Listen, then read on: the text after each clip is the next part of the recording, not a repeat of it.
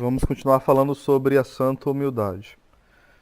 O orgulho é o mais evidente sinal de reprovação, escreve São Gregório. É a humildade o mais claro indício da predestinação.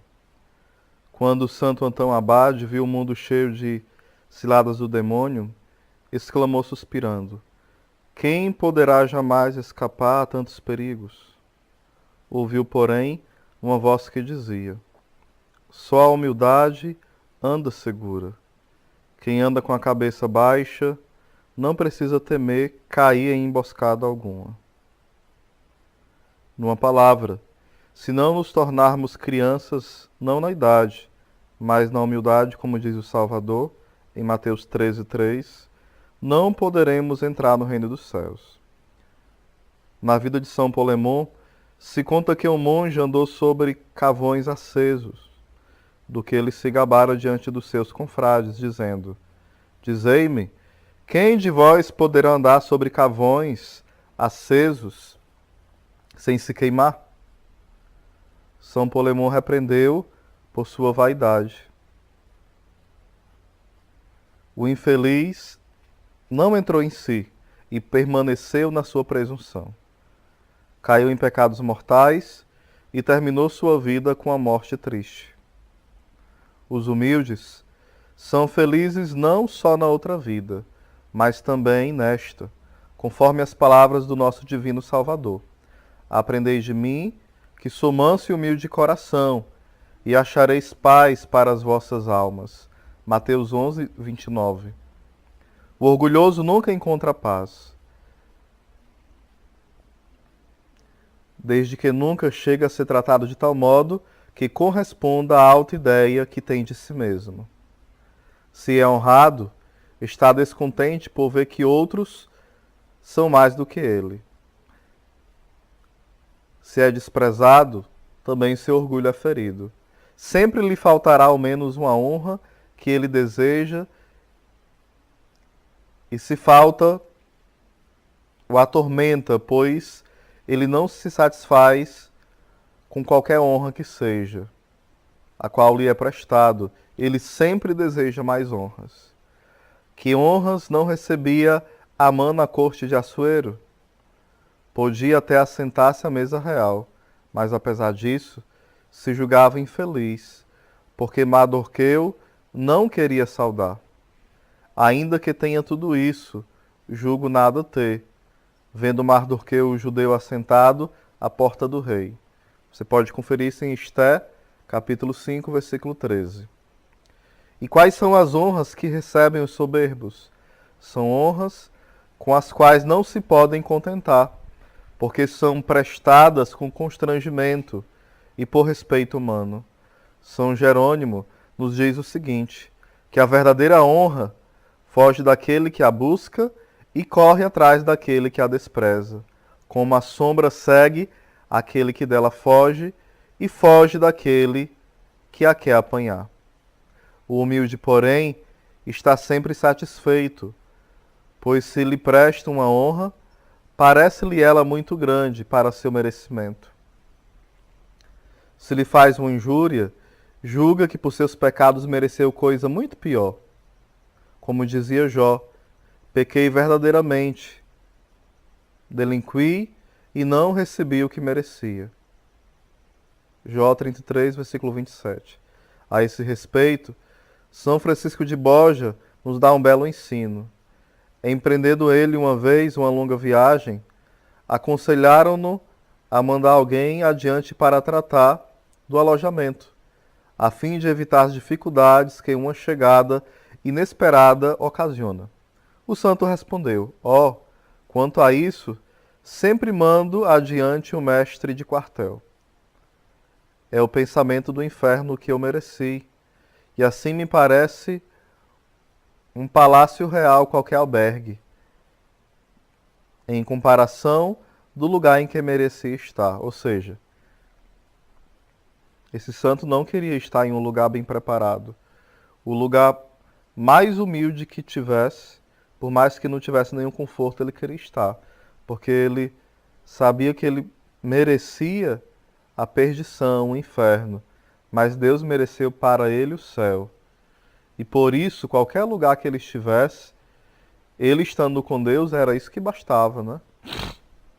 Perdão, lembra aqui que Santa Teresa do Menino Jesus, por várias vezes, ela foi maltratada, perseguida, humilhada, e ela sempre procurava olhar de forma espiritual essas perseguições, as durezas, né, da irmã do Carmelo para com ela. Por exemplo, quando uma vez uma irmã falou um monte com ela e foi falando, irmã, você pensa que eu não sei que você é isso, isso, isso, foi falando um monte de coisa. E ela fala, né, humildemente, irmã, graças a Deus, o Senhor só te mostrou até aí. Ou seja, Santa Teresinha sabia que, por mais que a irmã falasse dela coisas ruins, ela se achava muito pior do que aquilo. Ou seja, alguém que tem um profundo autoconhecimento. São Francisco de Borja também, em dado momento, ele foi dormir em um alojamento e tinha um irmão muito gripado. Aquele irmão começou a, a virar na cama e começou a cuspir, achando que estava cuspindo na parede. Mas afinal ele estava cuspindo na cara de São Francisco de Borja. Ao acordar, ele viu o irmão todo sujo, né? Das cuspidas que ele deu. E ele se ajoelhou pedindo perdão. E São Francisco de Borja falou o seguinte: irmão, não haveria local melhor para que fosse jogado isso do que em mim. Eu era o local mais adequado para ser jogado isso. A irmã Dulce, né? Essa grande santa também, quando ela foi pedir esmola para os seus filhos, né? Ela que cuidava tanto dos pobres na Bahia, tinha um homem que a esperava para poder humilhá-la. E um dia ela foi pedir esmola na casa desse rico e ela estendeu a mão e ele cuspiu na mão dela. E ele estava gripado. Ela pegou um paninho, limpou a mão e falou: isso aqui é para mim.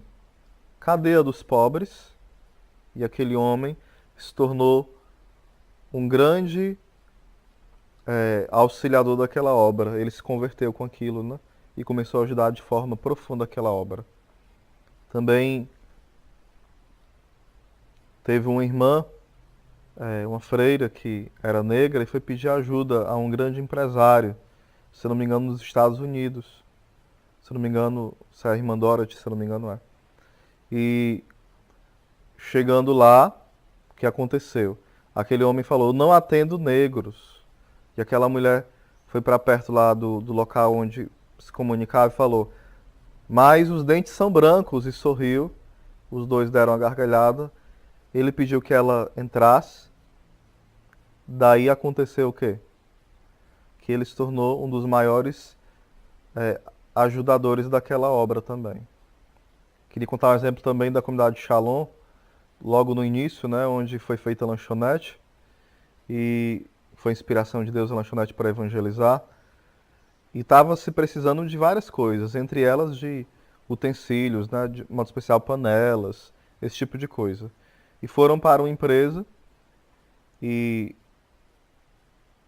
tinha lá uma pequena placa, né, que não se fazia doações e que não era para insistir, né, nesse pedido, não se fazia doações. Aí depois foi se insistindo muito e aquele homem recebeu. Os irmãos do Shalom que estavam pedindo. Algo que foi que aconteceu, aquele homem falou, vocês são muito cara de pau. Aí a irmã respondeu muito sabiamente, né? Para Jesus, nós temos a cara que for preciso.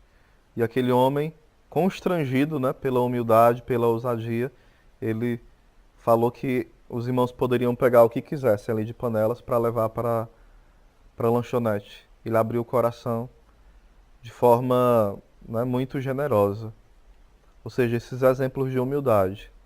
São Francisco de Assis, por exemplo, também, quando ele ia pedir esmola, que era a ordem mendicante, né, dele, aconteceu que uma certa vez um homem chamou, você é um vagabundo, você é isso, isso, e começou a esculachar. E ele começou a louvar a Deus, falou, e agradeceu aquele homem porque ele falou o seguinte, ninguém nunca falou algo tão certo sobre mim. Uma vez sendo perguntado também São Francisco de Assis sobre por que as pessoas o seguiam, e ele falava, né? porque Deus não encontrou homem tão miserável, ser tão desprezível quanto eu, para manifestar a sua glória. Isso são exemplos dos santos. São exemplos também daqueles que ainda não foram canonizados, mas são homens e mulheres que se dobraram. A obediência nos ajuda a crescer na humildade. O louvor a Deus, o reconhecer que tudo é dele.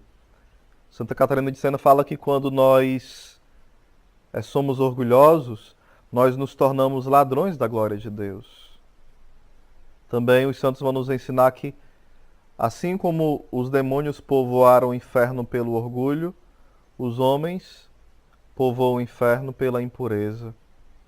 Então, quando nós vamos pecando com este pecado do orgulho, da soberba, nós nos assemelhamos aos demônios. Peçamos ao Senhor a graça da santa humildade neste dia. Amém.